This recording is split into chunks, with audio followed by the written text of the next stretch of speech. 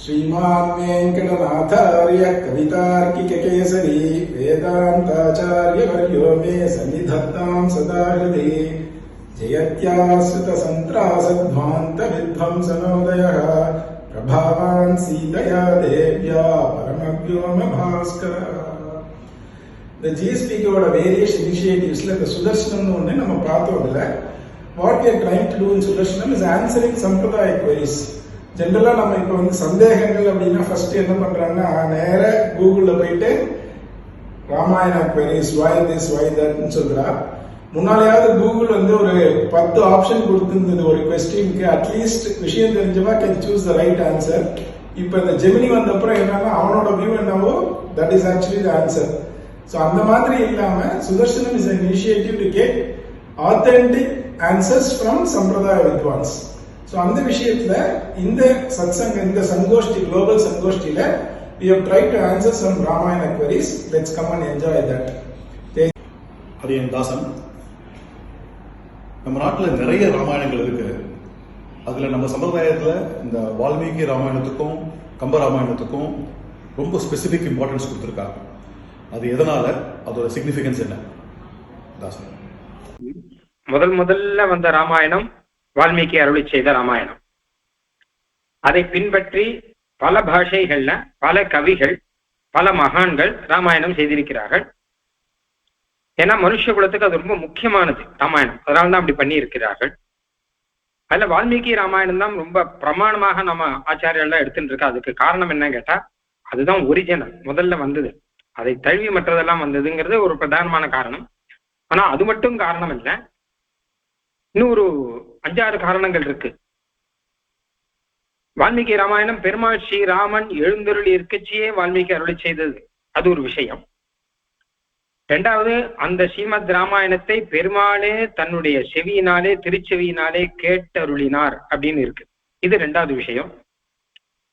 3வது, இந்த காவியத்திலே இந்த ராமாயணத்திலே எந்த விதமான பொய்யும் கலக்காது அப்படின்னு பிரம்மா வால்மீகிக்கு வரம் கொடுத்திருக்கார்.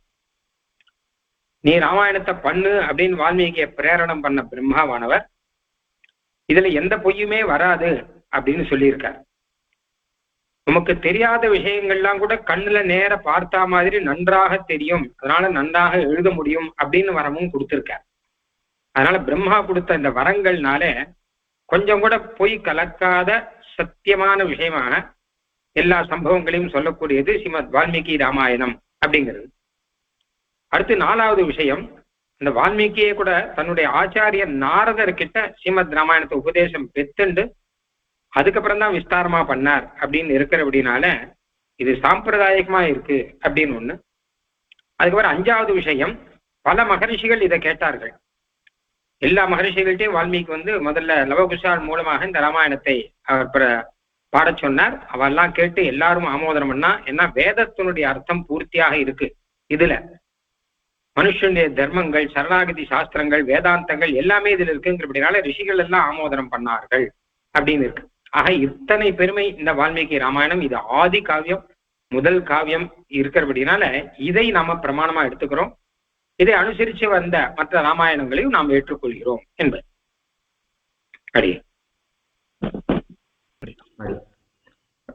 இந்த விஷயத்துல வால்மீகி ராமாயணத்தை தவிர்த்த மற்ற கிரந்தங்கள், அது ஆழ்வாசி சுத்தியாக இருக்கட்டும், கம்பராமாயணமாக இருக்கட்டும், வால்மீகி ராமாயணத்தை ஒரு பக்கம் வச்சுட்டு மற்ற எல்லா ராமாயணத்தையும் ஒரு பக்கம் வச்சுட்டாலும் கூட இதை 4 விதமாக பிரிச்சுக்கலான்னு அடி தோன்றது.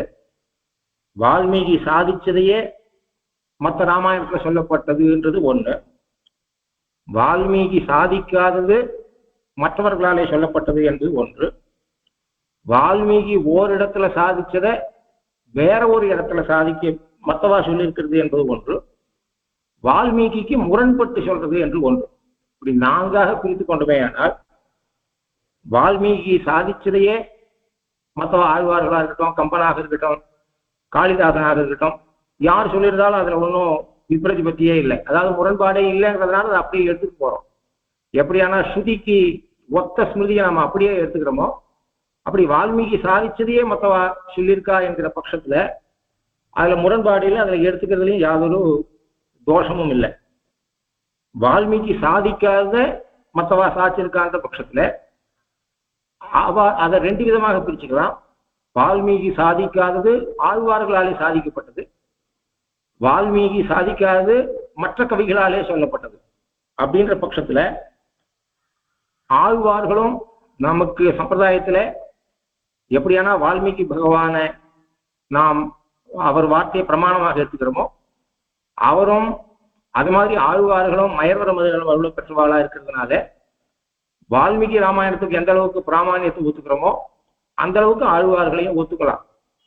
ஆகையினால இன்னொன்று என்னன்னா, ஆழ்வார் ஸ்ரீசுக்திகள்ல வால்மீகி ராமாயணத்துல கூறப்படாதது எது இருந்தாலும் அது கூறப்படாததாக இருக்க தவிர வால்மீகி ராமாயணத்தோடு முரண்பட்டது ஒரு அக்ஷரம் கூட கிடையாது.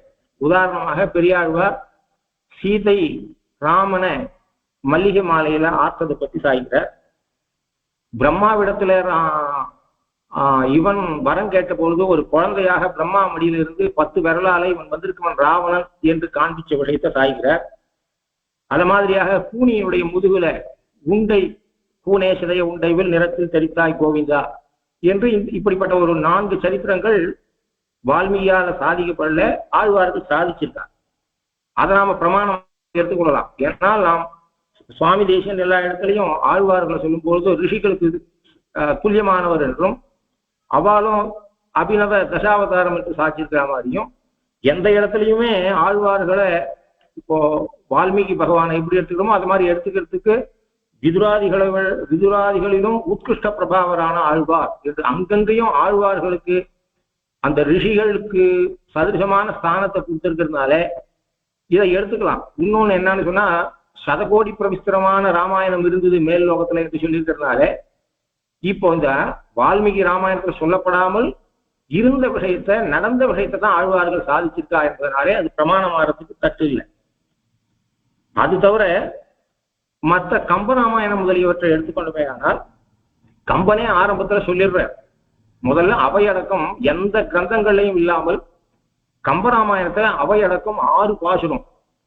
அந்த 6 பாசுரத்துல நேரடியாகவோ மறைமுகமாகவோ கம்பன் என்ன சொல்றாருன்னா வால்மீகிக்கு தான் பிரமாணம், அதை தான் நீங்க பிரமாணமாக எடுத்துக்கொள்ள வேண்டும் என்று அவரே சொல்றார்.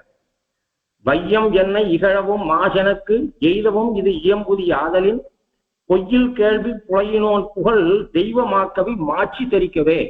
அப்ப நீர் எதுக்கு நீர் இந்த கிரந்தம் எழுதுறாரு சொன்னா, என் வாக்கு சபலமானவன்னு எழுதுறேன், வெயிலோட பெருமை நிழலை கண்டாதான் தெரியும், என்ன மாதிரி புன்கவி எழுதினாதான் வால்மீகியோட பெருமை தெரியும்ன்றதுக்காக நான் எழுதுறேன் அப்படின்னு சொல்றேன்.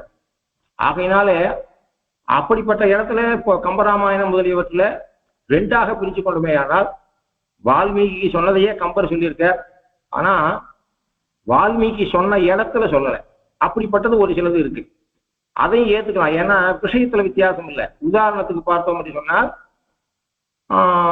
இளைய பெருமாள் தன்னை யாருன்னு அனுமார் இடத்துல இன்ட்ரோடியூஸ் பண்ணிக்கும் போது நான் இவர் தம்பின்னு நினைச்சு ரத்த பாசத்தால கைங்கரியம் பண்ண வந்தவன், இவருடைய குணங்களுக்கு தோற்று கைங்கரியம் பண்ண வந்தேன் என்று இளைய பெருமாள் அனுமார் இடத்துல சொன்னதாக வச்சிருக்கிற வாக்கியத்தை கொண்டு வந்து காட்டுக்கு புறப்படும் பொழுது சுமித்ரா தேவியா அவர் லக்ஷ்மணன் சேவிக்கும் போது நீ தம்பின்னு நினைச்சிட்டு ரத்த பாசத்தால கைங்கரியம் பண்றவன மாதிரி பண்ணாதே, அடியவன்னு நினைச்சிட்டு நீ கைங்கரியம் பண்ணு என்று இவன் பின் செல் தம்பி என்னும்படி என்று அடியாரின் ஏவல் செய்தி என்று அகமசிய அவரோபுராதா குணைதாசியம் பாகதா என்று இளைய பெருமாள் சொன்ன வாக்கியத்தை இளைய பெருமாளை நோக்கி சுமித்ரா சொன்னதாக வச்சிருக்கார்.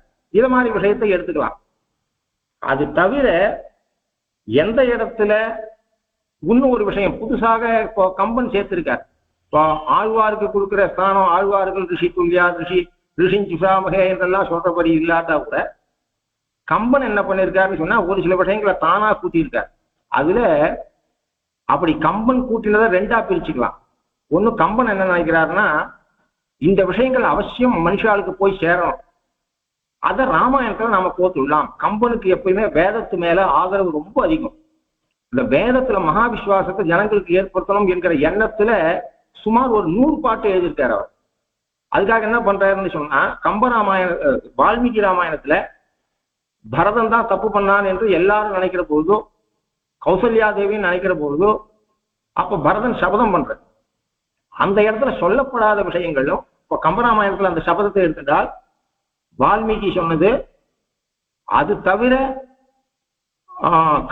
கைசிக புராணத்துல சொல்லப்பட்ட பாவங்களையும் கூட சேர்த்துட்டு அது தவிர தானாக ஒரு சிலதை சேர்த்திருக்கார். அப்போ சேர்க்கும்போது அவனுக்கு கம்பனுக்கு கைசிக ராமாயணத்தில் கூடிய தர்மமும் இந்த காவிய மொழியாக காட்ட வேண்டும் என்பதற்காக சேர்த்துருக்கார். மூன்றாவது என்ன பண்ணிருக்காருன்னா, உதாரணத்துக்கு 2 உதாரணம் சொல்றேன்.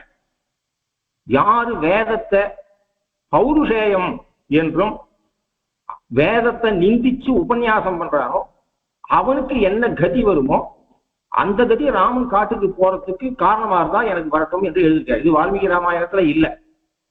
எவன் ஒருவன் எழுதா கிளவியான வேதத்தை ஒருத்தனால எழுதப்பட்டது என்று அதுக்கு காலம் குறிக்கிறானோ, வேதம் அபௌருஷேயம் இல்லை என்று உபன்யாசம் பண்றானோ அவனுக்கு வர கதி எனக்கு வரட்டும். இது தப்பு கிடையாது. இது சேர்த்ததுல அவருக்கு வேதத்தோட மகிமை தமிழ் ஜனங்களுக்கு தெரிய வேண்டும் என்பதற்காக எழுதியிருக்கார். அத மாதிரியாக தழைத்த தன் துளவினோ தலைவன் அல்ல என்று சொல்லும் இழுதை நெஞ்சினோன் ஸ்ரீமன் நாராயணன் பரதேவதை இல்லை என்று சொல்லி உபன்யாசம் பண்ணக்கூடியவனுக்கு என்ன கதி வருமோ அதை எனக்கு வரட்டும் என்று சொல்றார். இதெல்லாம் நம்ம ஏத்துக்கலாம். ஏன்னா அவருக்கு தான் சொல்ல வந்த ஒரு சில முக்கியமான விஷயங்களை பரதன் வாயு வழியாக சொன்னால் அது போய் சேரும் என்கிற எண்ணத்தால இப்படிப்பட்டதை சேர்த்துக் கொள்ளலாம். எந்த இடத்துல நாம அதை ஒரு சிலரை தள்ள வேண்டும் என்று சொன்னால், வால்மீகி ராமாயணத்துக்கு முரண்பட்டுனா கதையை மாத்தி முரண்படணும்னு இல்லை, முரண்பட்ட மாதிரியாக ஆனா கண்டிப்பாக மாறுபட்டு சொல்லியிருக்க விஷயங்களை வால்மீகி ராமாயணம் தான் பிரமாணம்.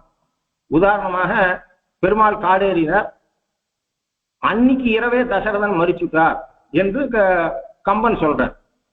ஆனால் சுமந்திரர் போய் அங்க கொஞ்ச நாள் வெயிட் பண்ணி பார்த்து அவர் ஏறிட்டார், பெருமாள் காட்டுக்கு உள்ள ஏறிட்டார்னு தெரிஞ்சு திரும்பி வந்து பேசி அதுக்கப்புறம் தான் சக்கரவர்த்தி மாண்டார் என்று ஸ்ரீமத் ராமாயணத்துல இருக்கு. இதை நாம ராமாயண பிரகாரம் தான் எடுத்துக்கொள்ள வேண்டும். யசாவத்து சம்பிரபஷ்யதி என்று அனுகிரகம் பண்ணி எழுதப்பட்டது அதுக்கு மாறுபட்டு இருக்கு. இவர் ஏன் பண்ணாருன்னு சொன்னா, இவன் பிரகாரம் அந்த சக்கரவர்த்தியாலே ராமன் இல்லாமல் 4 நாள் வாழ முடியாது என்கிற எண்ணம் இவனுக்கு இருக்கிறதுனாலேயும், தசரத சக்கரவர்த்திக்கு ராமன் பக்கத்துல இருக்கக்கூடிய பிரேமத்தை காட்டுறதுக்காகவும் அன்று இரவே மரித்தான் என்று எழுதியிருக்கான். இந்த விஷயத்துல நாம கம்பனை எடுத்துக்கொள்ள மாட்டான், கம்பனை தூஷிக்கவும் மாட்டான். ஆனால் எது நடந்தது என்று சொன்னால் வால்மீகி பிரகாரம் தான் நாம் எடுத்துக்கொள்ள வேண்டும். இது ஒரு சாம்பிளுக்காக காண்பிச்சேன். அதனால இப்படி வால்மீகி கூறினதுல எந்த ஒரு முரண்பாடும் இல்லை. வால்மீகி கூறாத ஆழ்வார்கள் சாட்சி விஷயத்துல அவசியம் அது பிரமாணம் ஏற்றுக்கொள்ளலாம். மற்றவர்கள் வால்மீகி ஒரு இடத்துல சொன்னதை வேற ஒரு இடத்துல சொன்னதையும் ஏற்றுக்கொள்ளலாம். வால்மீகி சொல்லாத ஒரு விஷயத்தை ஆனா அவசியமாக இந்த விஷயம் ஜனங்களுக்கு போய் சேரணும் என்பதற்காக கவி பூர்த்தினான் என்று சொன்னால் அதுல யாதொரு தோஷமும் இல்லை, எடுத்துக்கலாம். வால்மீகி முரண்பட்டு இருந்தால் அந்த விஷயத்துல மற்றவரை தூஷிக்க வேண்டிய அவசியம் இல்லை. ஆனா பிரமாணமானது வால்மீகி ராமாயணம் தான் ஆகும் என்பதை நாம மனசுல வச்சுட்டு கிரந்தங்களை பார்க்கணும்ன்றது அடியனுடைய அபிப்பிராயம்.